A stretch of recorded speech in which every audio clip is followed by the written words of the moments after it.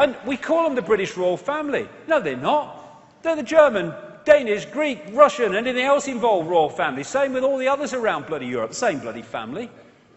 And, oh no, they're only symbolic now and for ceremonial purposes. Bollocks.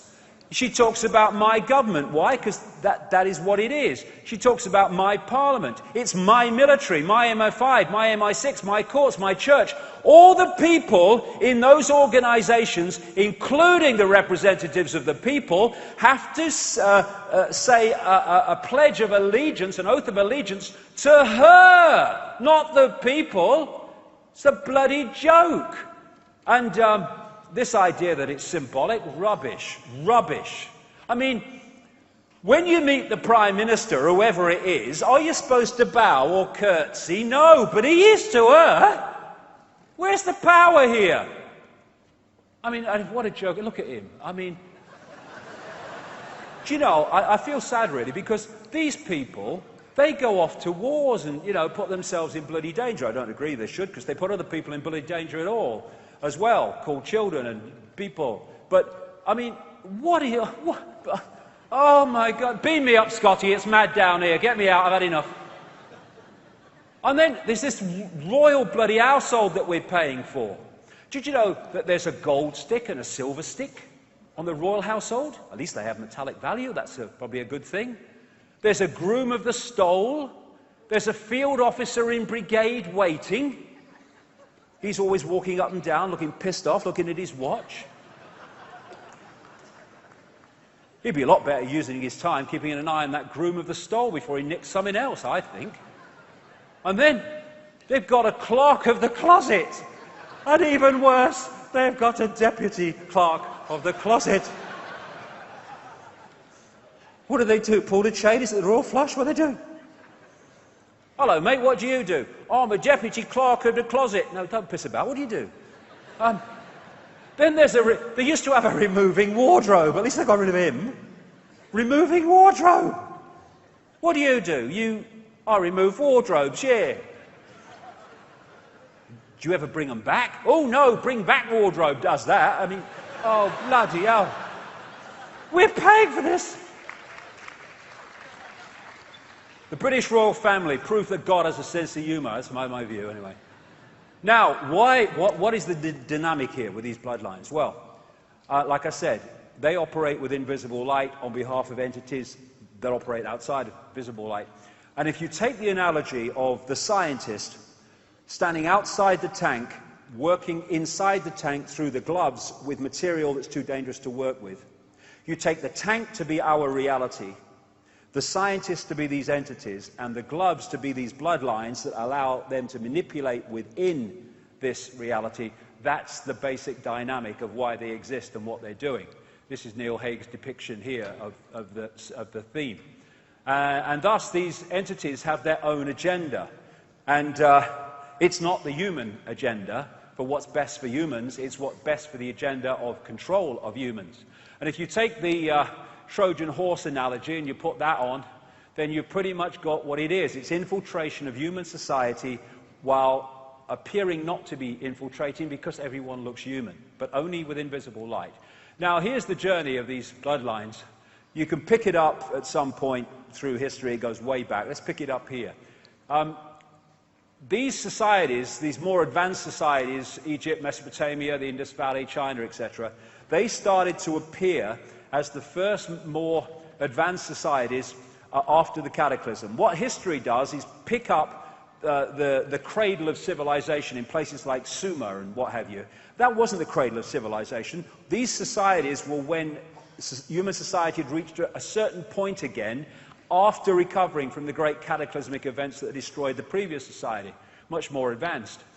In this area of the world, Sumer, which is now, of course, Iraq, became Babylon, why there's so much Babylon symbolism in human society today. Egypt, a lot of the bloodlines came from here, but they were seeded all over the world.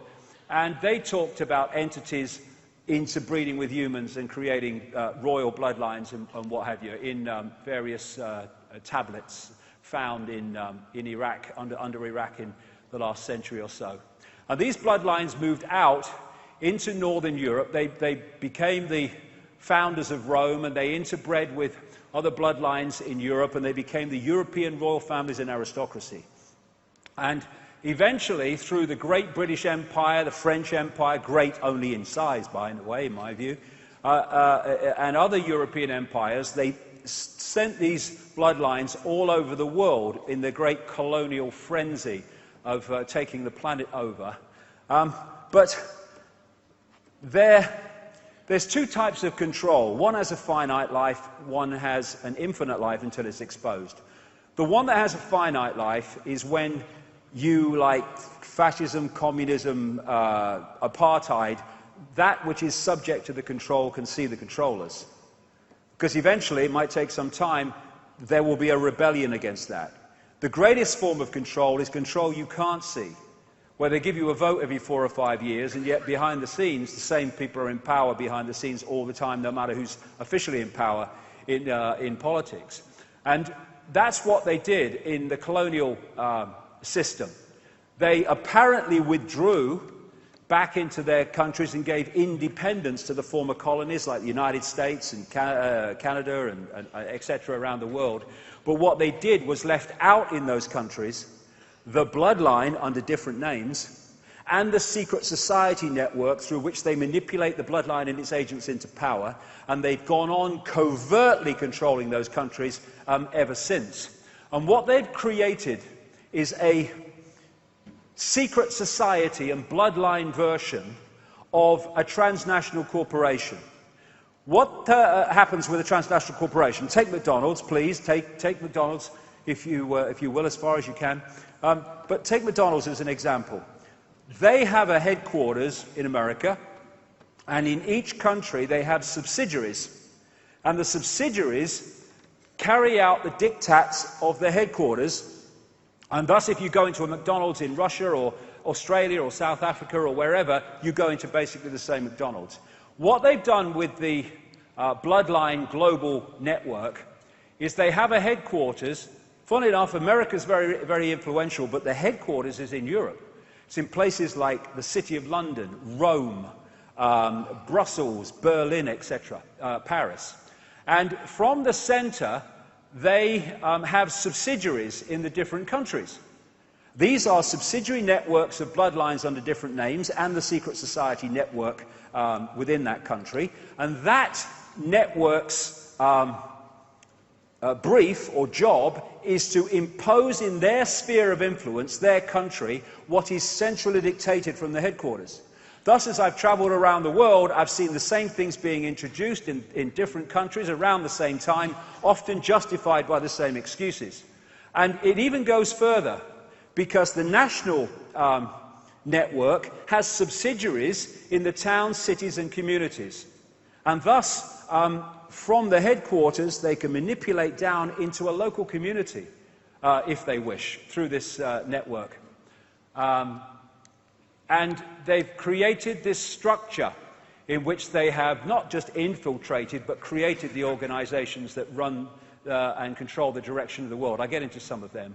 But what the vast, overwhelming majority of researchers into this conspiracy do not see, or do not want to go there, is the fact that there comes a point where this human network goes up into or out into other dimensions of reality, and the dictating force is not human. And common themes. The number of times you see around the world depictions in different societies of half-human, half-reptile entities.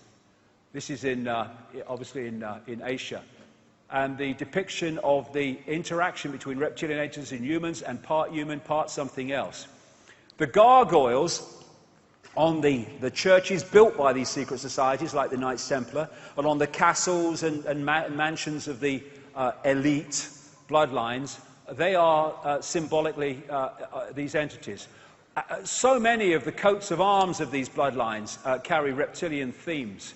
The whole logo of the City of London, or Babylon, as I call it, because it's one of the great central focuses of control, not only through finance either, is a reptilian holding the Red Cross and the white background of the Knights Templar, one of the major secret societies in bloody danger at all, as well, called children and people. But, I mean, what are you... What, oh, my God. Beam me up, Scotty. It's mad down here. Get me out. I've had enough.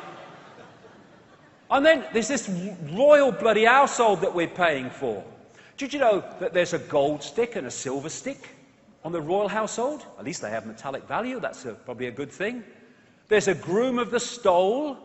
There's a field officer in brigade waiting. He's always walking up and down, looking pissed off, looking at his watch. He'd be a lot better using his time keeping an eye on that groom of the stole before he nicks something else, I think. And then they've got a clerk of the closet. And even worse, they've got a deputy clerk of the closet. Rubbish. I mean, when you meet the Prime Minister, whoever it is, are you supposed to bow or curtsy? No, but he is to her. Where's the power here? I mean, what a joke. Look at him. I mean, do you know, I feel sad really, because these people, they go off to wars and, you know, put themselves in bloody danger. I don't agree they should, because they put other people... And we call them the British royal family. No, they're not. They're the German, Danish, Greek, Russian, anything else involved royal family. Same with all the others around bloody Europe. Same bloody family. And, oh no, they're only symbolic now and for ceremonial purposes. Bollocks.